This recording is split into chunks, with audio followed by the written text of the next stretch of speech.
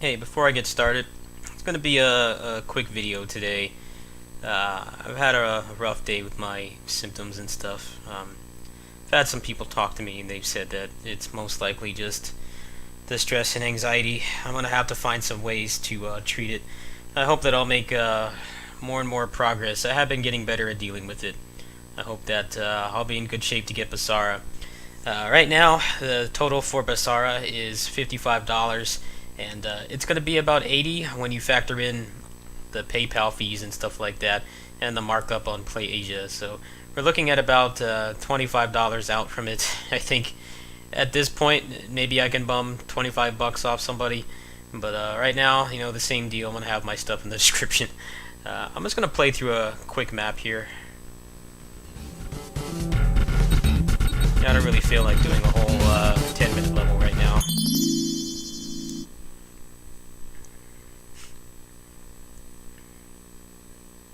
I feel like this game, it's been so polarizing, and a lot of it hasn't even been because of the game itself. A lot of it's just been the price of it.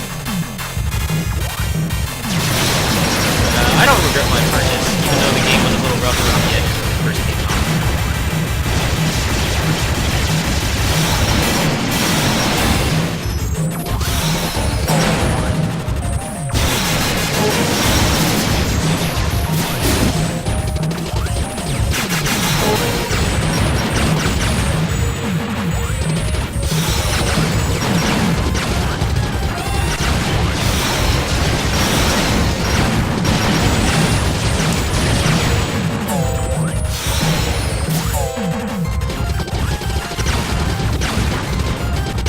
Next week is definitely going to be weird for me, because if I get the funds, I'll be doing BASARA, but also the Lancer's coming out on DFO.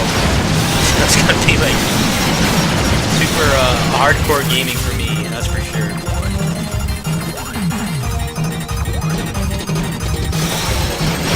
But at this point now, it really seems like Humor is not going to be a long game. So I think I'm kind of overestimating how long it's going to be.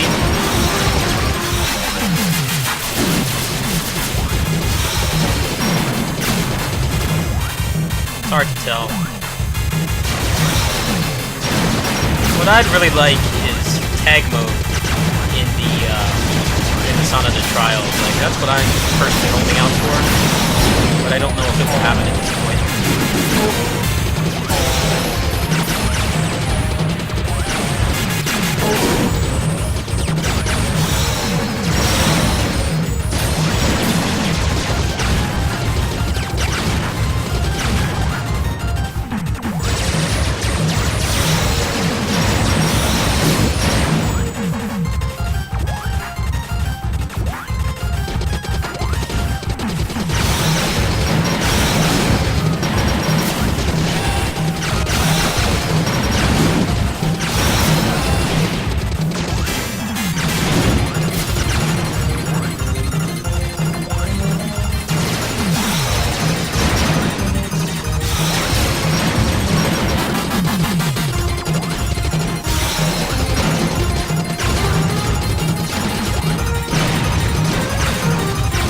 But I think what people aren't realizing is the BASARA team, more specifically Capcom, knows that there's a lot of pressure on their game because they want to annualize the franchise. And I feel if this one doesn't do well, then like they're going to be having a much harder time justifying it. It's really hard to tell what will happen. So I thought I'd show how difficult this game can get. It's actually pretty good that I lost. Like, this game's not easy.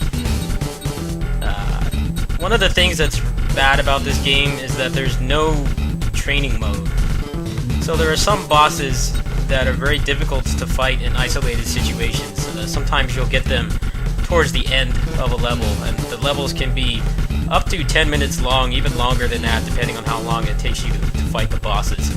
If you don't get your burst counters and stuff, that can really extend the length of the levels. It's one of the things the hardcore community has been asking for months now. This game's about a year old, I think, around a year old, roughly. and they haven't really shown any signs of adding it. It's kind of a shame. This boss right here that I have the cursor on, this is one of the hardest bosses in the game, at least that I've encountered so far. I'm not terribly far in this, but every time I get to this boss, it's pretty much a guaranteed game over because I won't have any practice against them, and you're getting to them with really low resources too. A lot of times you'll be low on your shield. You can take more than one hit in this game, so you get to a boss with like no health, you don't know the pattern, you're pretty much guaranteed to die. You're going to lose that attempt no matter what, simply because in this game, like, it seems like your hitbox is the whole ship. It's not like most cave shmups where you have like the center of your character's sprite, where the ship sprite is the only part that can take damage. In this game, it seems to be pretty much the whole ship from my experience. I've been hit at like the very top or bottom of the model for the ship, and it seems to still do damage. So I don't know if I'll take this to a high level. What I'm going to do right now is, since I lost on that one, I'm going to do the first level of this one, so you guys can get a little more feel of the gameplay. But as you saw there, it's actually good that I died because it actually gave me some points for getting a game over. So it's not completely soul-crushing when you lose compared to how it was before.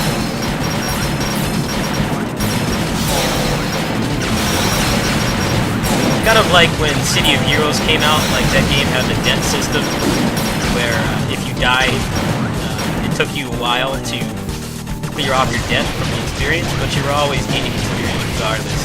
Now, these days, that seems like such an archaic, outdated mechanic, but back then, in the age of, old school MMOs, that was like the revolutionary thing, that you were always gaining progress. And that's kind of what this game was missing. With how long the levels are and the inability to practice a lot of the harder bosses, it's like really frustrating to play this game sometimes. I've definitely been playing a lot more since they've added this update a couple weeks ago.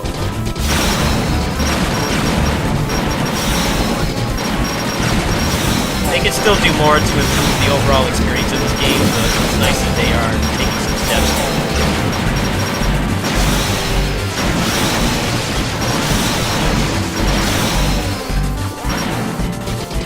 So for BASARA, I was worried that I would not be able to handle it because of my stress levels and stuff, but I'm getting more and more evidence that the game is really short, so I'm thinking it should be okay. And I will be sure to get out a review as soon as possible. I actually have a pretty nice editor that comes with my XSplit membership that I pay for. So I'll probably get some nice raw footage and I'll record over it if I can. I haven't really messed around with it too much aside from making stupid Rage Quit meme videos for my Facebook page, but I think it should be capable of giving a nice review.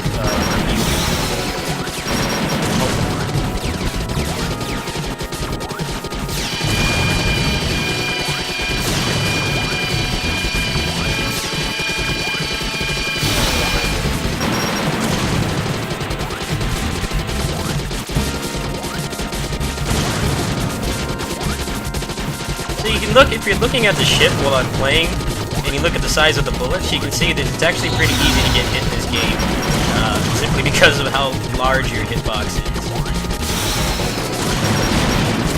A lot of the games these days are the Danmaku Hell variety, and in those games, people will always say, like, how are they possible and stuff like that. The reason is they make the hitbox smaller to facilitate how many bullets are on the screen.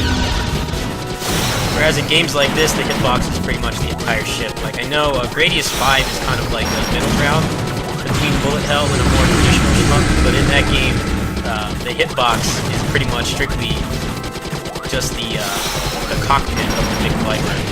So the blue part of the ship is the only part that will actually take your damage.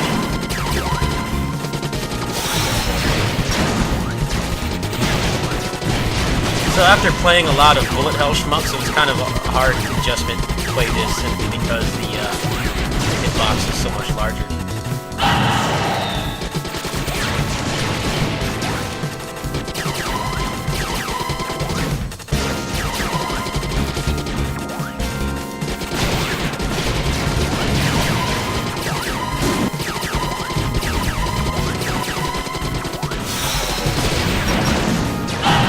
Getting a burst counter with this ship is really fun because as long as you keep going through the laser, it'll refill your burst bar, so you can keep spamming missiles like crazy. It's very satisfying. I find it more satisfying than the other ships' burst counters.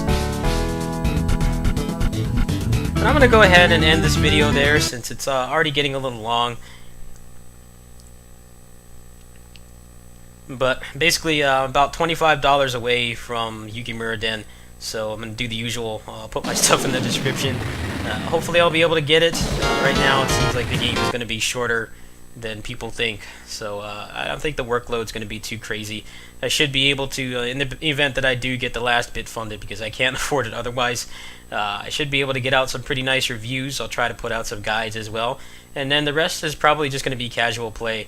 I am pretty upset that they don't have tag mode in the Sanada Trials, but considering that they completely changed the transformation mechanic in Sumeragi in that patch, there's a chance that that will happen. And like I said, I think there's a lot of pressure on this game being, good, because if they really want to annualize the franchise, they're going to have to include mechanics that people expect. Right now, we're not sure if any of that stuff's even going to be in the game right now. We don't know if there's more than one R2 for the new characters. There doesn't seem to be tag mode in Sanada Trials. Seems like the game might be a little lacking on replay value, but at the same time, from what we've seen of the Sanada Trials, it looks like kind of like floors 1 to 20 of the Bloody Palace in DMC4. It seems like it's challenging, but it's not super obnoxious. Maybe towards the end it does, but you should still be able to get a pretty decent amount of fun with the characters with it. It's going to be a big playground for me if I can get tag mode, but right now we don't know when or if that's going to happen.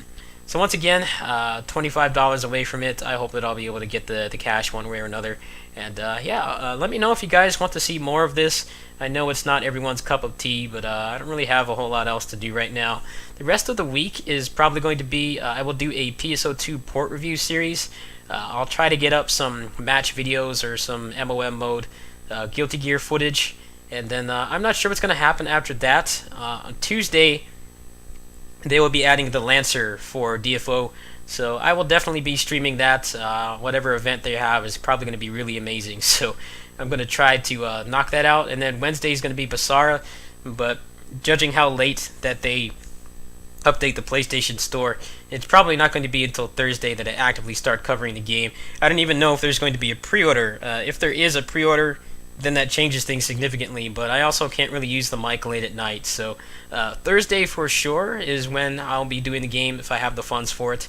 So yeah, you can come by. I should be able to handle it. I will work on things on my end to make sure that I'm more stable for it. If I have to mute the mic, I have to mute the mic, but I should be able to get out the good content that you guys want.